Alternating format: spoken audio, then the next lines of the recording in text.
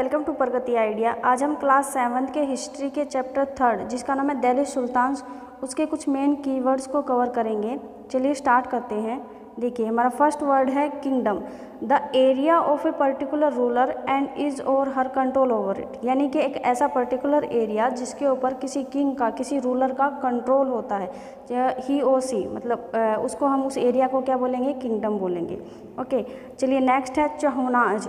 चौहान्स क्या होता है कि अनदर नेम ऑफ चामनाज। देखो ऐसे मतलब जो अलग अलग किंगडम्स होती थी ना इंडियन रीजन में, राजपूत हो गए, चौहान्स हो गए, और हमने सुल्तान्स के बारे में बताया, खिलजी, तुगलक्स, इनके बारे में सुना। तो ये एक इंडियन किंग थे जिनका जो बिलोंग करते थे चामनाज, उनको दूसरा नाम उनका जो है चौहान्स बोलते थे।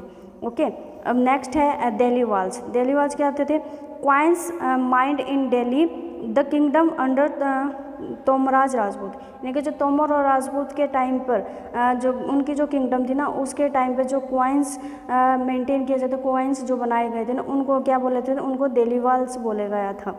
ओके, अब नेक्स्ट है तारीख। तारीख क्या था, prison agent of history now used in Hindi. ठीक है, तो ये तारीख जो है, जैसे पर्शियन लैंग्वेज में हिस्ट्री लिखी जाती है ना, तो उसको क्या बोल रहे थे, उसके लिए जो पर्शियन लैंग्वेज में जो भी राइटिंग्स वगैरह लिखी जाती थी, तो उनके लिए जो मेन अकाउंट डिटेल्स लिखी जाती थी, उनको तारीख बोला जाता था। ओके, तारीख या तारीख इस तरह से बोला जाता था। अब नेक्स्ट है बर्थ राइट। बर्थ राइट यानी कि privileges of one claim on account of birth. यानी कि ऐसे कुछ स्पेशल प्रिविलेज या कुछ स्पेशल राइट जो सिर्फ जन्म के आधार पर मिलते हैं। Okay, for example people believed that nobles inherited their right to throne because they were born in a certain families. ये कहता है कि भी यहाँ पर एग्जाम्पल दिए गए, जैसे कि जो नोबिलिटी फैमिली से बिलोंग करते हैं, या कह सकते हैं कि जो इलीट ग्रुप होता है, जो अमीर लोग होते हैं ना, वो कहीं ना कहीं इस बात को मानते हैं कि उनके पास ये बर्थ के आधार पर या जन्म के आधार पर उनको ये अधिकार है कि वो किसी सर्टेन फैमिलीज में, थोड़ी बड़ी फैमिलीज में पैदा हुए हैं, तो उनको ये राइट है कि वो रूलिंग करेंगे। ओके, अब नेक्स्ट है जेंडर डिस्टिंक्शन। जेंडर डिस्टिंक्शन क्या होता है कि social and biological difference between man and women. यहाँ पर क्या बताया कि सामाजिक वे से या फिर बायोलॉजिकल वे से, यानी कि इसी तरह से फिजिकल वे में और सोशली उसमें डिफरेंस क्रिएट किया जाना मैन और वुमेन के बीच में। देखो, हमने रजिया सुल्तान का एग्जाम्पल पढ़ा था इस चैप्टर में, उसमें क्या बताया कि रजिया सुल्तान एक लेडी थी, तो कहीं ना कहीं जो इलीट ग्रुप या नोबेलिटी थी वो इसको क्रिटिसाइज़ करते हैं कि भी एक लेडीज़ को किंग क्यों बनाया गया, सुल्तान क्यों बनाया गया। ओके, तो वहाँ पर हमें जेंडर रिस्ट्रिक्शंस देखने को मिलता है। किंग्स जो ये ऑथर्स होते हैं, ये तारीख में क्या लिखते हैं कि भी किंग जो है, सुल्तान का जो हायर होता है, सक्सेसर होता है, वो उसका बेटा ही बनना चाहिए, ना कि बेटी। ओके, तो इससे हमें क्या पता चलता है, यहाँ पे हमें जेंडर रिस्ट्रिक्शन का पता चलता है।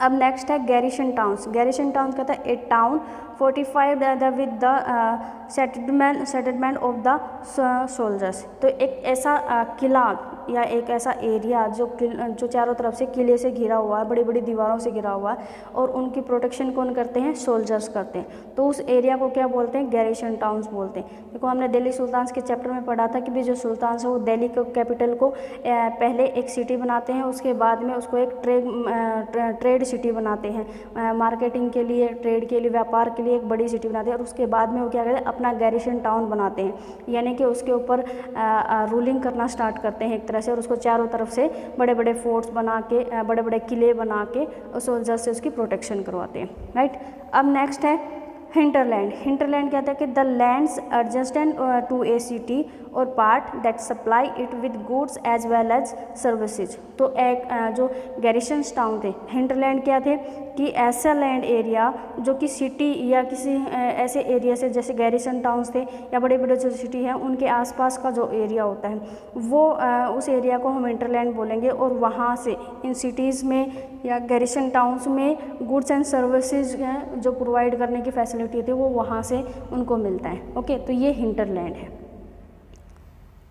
नेक्स्ट है इमाम, leader for the rituals of prayer. यानी कि इमाम कौन थे, देखो मुस्लिम रीजन में, मुस्लिम जो रिलीजन है उसमें जो लीडर होता है प्रेयर करने के लिए, रिचुअल करने के, जैसे हिंदू धर्म में क्या होते हैं, पंडित होते हैं, पुरोहित होते हैं, प्रेयर करवाने का तरीका, हवन यज्ञ जो करवाने का काम होता है वो उनका होता है। तो इसी तरह से यहाँ पर रिचुअल ऑफ प्रेयर करवाने के लिए मुस्लिम रिलीजन में लीडर जो होता है उसको इमाम बोलते हैं। ओके, नेक्स्ट है खुतबा। खुतबा क्या है कि सरमन ड्यूरिंग फ्राइडे प्रेयर। खुतबा क्या था कि भी हमने लास्ट वीडियो में भी देखा था कि खुतबा होता है जो इमाम जो लीडर होता है ना मुस्लिम रिलीजन में जो रिचुअल ऑफ प्रेयर करवाता है वो हर फ्राइडे की जो प्रेयर होती है उसमें सरमन देता है, डिलीवर करता है, यानी कि धर्म का उपदेश देता है जो मुस्लिम रिलीजन से बिलोंग करते हुए ऐसे मतलब ज्ञान जैसे गीता का ज्ञान होता है उसी तरह से वो मुस्लिम रिलीजन या कुरान शरीफ का उपदेश देता है। तो उसको सरमन डिलीवर करते हैं फ्राइडे प्रेयर को, तो उसको क्या बोला जाता है? खुतबा बोला जाता है।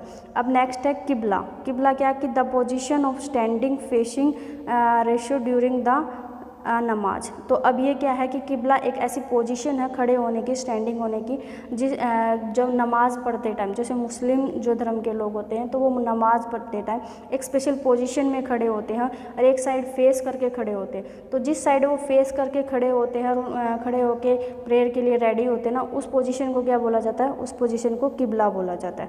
ओके, अब नेक्स्ट है क्लाइंट।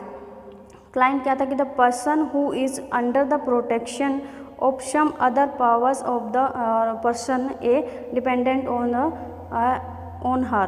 ठीक है, तो ये एक तरह से कह सकता है कि भी क्लाइंट कहते हैं कि ऐसे पर्सन जो लोअर स्टेटस से बिलोंग करते थे और उनको जो बड़े बड़े जैसे सुल्तान्स वगैरह की हमने बात की थी, जो बड़े मास्टर्स होते हैं प्रोटेस्टेंट, वो उनको प्रोटेक्शन प्रोवाइड करते हैं, प्रमोशन देते हैं, लोअर स्टेटा के लोगों को बड़ी बड़ी पॉलिटिकल पोजीशंस पर बिठा देते हैं, तो उनको कुछ पावर्स दे देते हैं। तो इसलिए जो ये लोअर स्टेटा के लोग हैं इनको बड़ी पॉलिटिकल पावर्स पर जाने के लिए उनके प्रोटेक्शन में रहते हुए तो उसको क्या बोलते हैं? लोअर स्टेटा के लोगों को क्लाइंट बोलते हैं।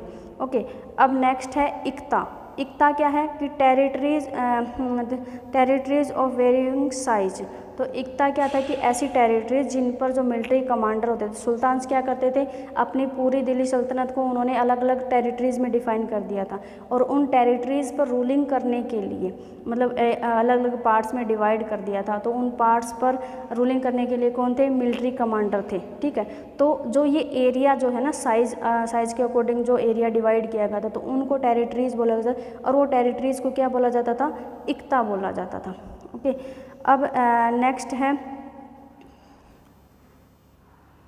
इक्तादार है ये, आई थिंक इक्तादार है ये, इक्ता नहीं है, इक्तादार है। Governor of territories of varying size and land holders of the iqtas also known as iqtadar. ठीक है, तो ये मुक्ति है, मुक्ति।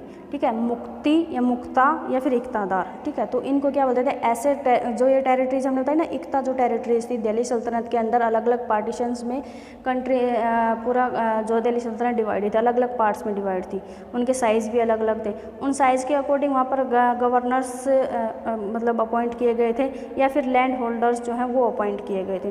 तो उन लैंड होल्डर्स या जो कमांडर्स हैं, उन जो गवर्नर्स थे, उनको क्या बोला जाता था? उनको मुक्ति बोला जाता था, इक्तादार बोला जाता था या मुक्ता बोला जाता था। ओके, अब नेक्स्ट है खैराज। अब खैराज क्या है? खैराज है the tax on cultivation was known as kharaj. देखिए हमने लास्ट में लॉ एंड ऑर्डर किया था तो उसमें टैक्स का देखा था कि भी टैक्स किस तरह से होते हैं। 3 तरीके के टैक्स दिल्ली सल्तनत में यूज़ किए जाते हैं। तो जो कल्टीवेशन के लिए जो टैक्स यूज़ किया जाता था उसके लिए उसको खैराज बोला जाता था। अब नेक्स्ट है, लास्ट है मंगोल्स। मंगोल्स कहते हैं कि invaders of Mongolia are called Mongols to India from north western side. India में नॉर्थ वेस्टर्न साइड से जो इन्वेडर्स थे यानी कि आउटसाइडर फॉरेनर्स जो इन्वेडर आए थे, जो अटैक करने के लिए आ रहे थे, ठीक है, हमला करने के लिए आए थे, उन इन्वेडर्स को जो कहाँ से थे? बेसिकली मंगोलिया से आए थे। ठीक है, तो उनको मंगोल्स बोला जाता था। ओके।